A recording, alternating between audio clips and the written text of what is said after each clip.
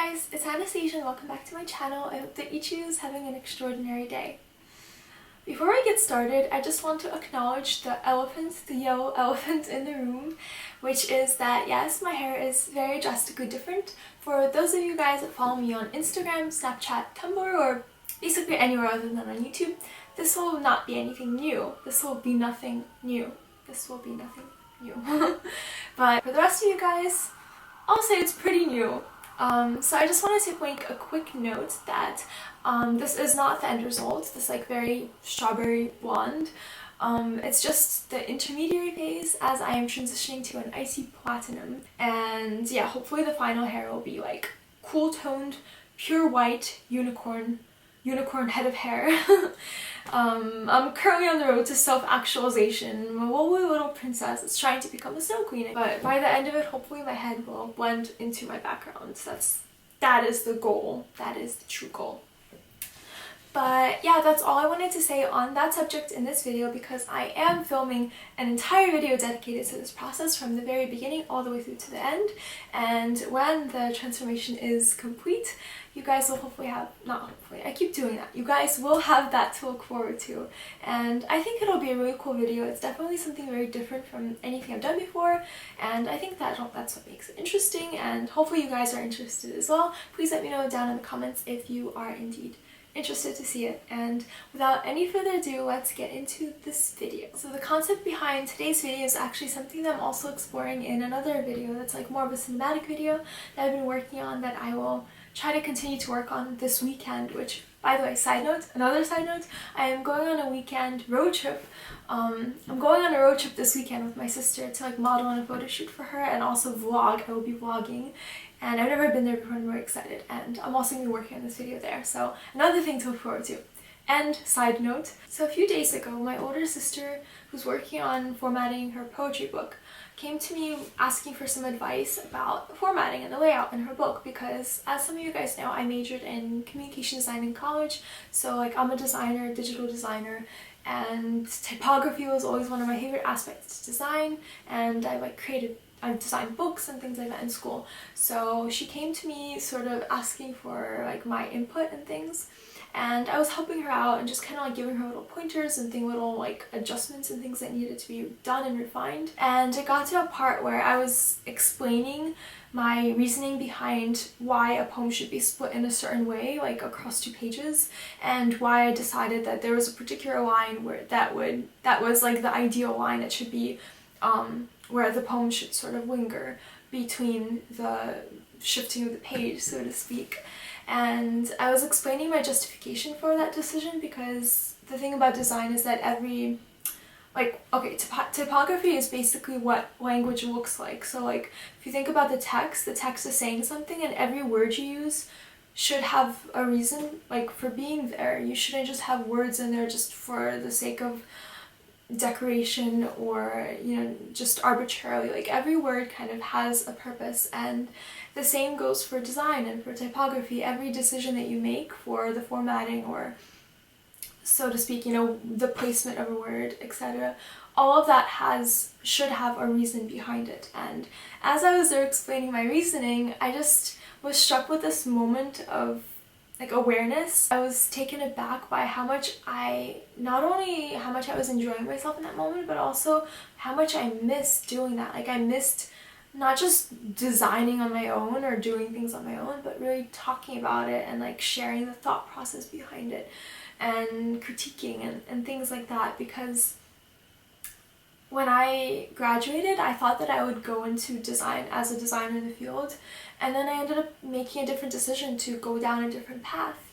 And while, you know, I'm designing in like everything I do, or like not in everything I do, but while I'm still like doing those things I would be doing, I missed just talking about it with other people that understand the craft, so to speak, and just, I guess, just articulating like the decisions. And for some reason, just that like feeling of sorely missing that made me question, like, why do I miss it so much? Like, why don't I go out and not make it happen, but like, why don't I just like put myself in a position where I'm not missing it anymore? And that made me sort of think about, like, what does it mean to miss something? Like, the word missing tends to imply that something is gone. So when you say that you miss somebody, it implies that they're gone. Or if you miss something, it implies that it's no longer with you. It's a missing part. You're no longer whole. And when I was just thinking about this, I thought, well, no, because if you're missing something, it means that you are remembering something that you've experienced, encountered, or imagined. And the fact that you can summon it that easily to your mind means that it's not really missing at all. It's with you just as it always has been with you. I think that if you're missing something, it implies that it's in you, it's within you. Whenever I stumble upon an idea that I like, that resonates with me, or that makes me stop and say, wait, there's something there, or there's something beautiful there, or something interesting, the natural way for me to proceed is to just inadvertently summon up other little bits of resonance and little bits of quotes and pieces that I've sort of collected and accumulated throughout my life that kind of validate or confirm that. I don't know. I just kind of draw connections between other things, and so today I just wanted to share these connections. So the first thing that this reminded me of was a literary short story that I read my freshman year of college in a literary fiction class, and the story is called The First Several Hundred Years Following My Death. And the reason I thought of this story was because I don't remember it very clearly because I read it a long time ago, but the thing that came to my mind was I remember there was a part in this story where the narrator, who is positioned in the afterlife, like the narrator is talking to you from the afterlife, several hundred years after his death, and he was talking about how in the afterlife, you can consume any food that you have consumed throughout your actual life. So anything you've eaten, you can just summon in the afterlife and eat again. So if your favorite food was pizza, or a certain type of pizza or whatever, you can eat it whenever you want. And you can eat french fry or whatever it is that whatever meals you loved or want, you can eat them as long as you experience them in your original life on Earth. So if you're with your neighbor and your neighbor has something that looks more appetizing than what you want to have, you can't try it if you've never tried it before. And I think the story actually went on to I think the concept in the story was that you can also experience anything you've experienced before. You can relive any memory that you've lived on in your time on Earth, and any feeling, any emotion, anything that you've experienced in your life, you can relive and re-experience in the afterlife, but your afterlife is limited and constrained to those experiences. So if you didn't have some kind of experience, too bad, you can't live it ever. You're sort of stagnant in that way. And yeah, I thought about this story and I was like, oh, that's interesting, because it also implies that if you've experienced something, or if you tried something, or if you ate something or whatever, it's always gonna live inside of you. It's always gonna be with you. And in order for you to have it again, for you to recall it, and for it to no longer be missing, for it to not be a missing part of you, all you have to do is dig deep and summon it, and you can find a way to manifest it again, so to speak.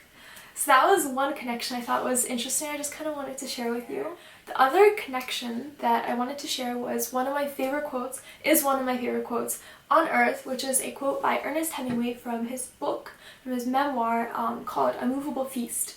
And I can probably recall this from memory. So it goes, "I've seen you, beauty, and you belong to me now, whoever you're waiting for, and if I never see you again, I thought, you belong to me, and all Paris belongs to me, and I belong to this notebook and this pencil."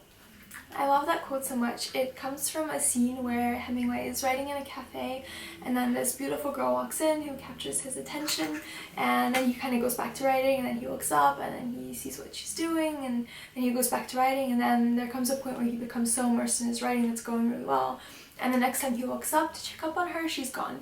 And I love this quote so much because it captures his realization that, or his thought that it doesn't matter that she was never his, or it doesn't matter that he doesn't know who she is. He saw her, and she will forever live on in his memory. She forever belongs to his memory. The same way that Paris, he could leave Paris, and it doesn't mean that Paris leaves him. Paris is never missing. Paris forever lives on in him, and it forever belongs to him. The same way that Paris belongs to me because I saw it. and it can never be taken from me. It always is in my possession. And I love this so much because it's true that sometimes you see something beautiful and you're overcome with this desire, this selfish desire to make it yours. For example, I could see one beautiful house and love it, and then I could go to a different place and see another beautiful house and love it, and then I could go on Tumblr and see another beautiful house and love it and want to have them all.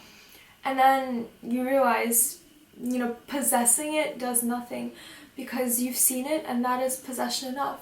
If you see a sunset, it is forever yours. If you see a flower that is beautiful, you do not have to pluck it and put it in a vase on your table. What does exerting some sort of a dominance or some sort of a power over it do? It just kills it, you know, like you just kill those flowers when going and looking at them and absorbing that beauty to your memory makes it yours, you know, for a much more lasting period of time than otherwise.